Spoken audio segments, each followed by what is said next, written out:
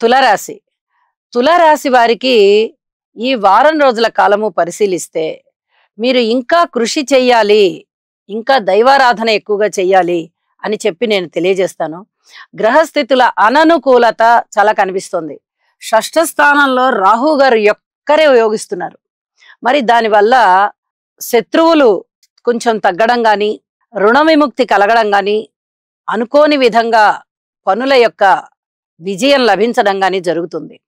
అయితే మీరు చేయవలసిందల్లా ఇప్పుడు బాగా కృషి చేయడం, చక్కటి ప్రణాళికలు సిద్ధం చేసుకోవడం, యోగా చేయడం, నవగ్రహ స్తోత్రాలు పారాయణ చేయడం, ఏదైనా ఆలయానికి వెళ్ళి సేవ చేయడం, వీలైతే లలితా సహస్రనామం పఠించడం ఇత్యాది వాటి ద్వారా మీరు భక్తిని పెంచుకోండి, భగవంతుని మీద నమ్మకాన్ని పెంచుకోండి.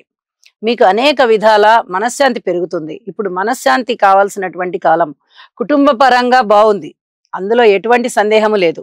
కానీ మిగతా అంశాల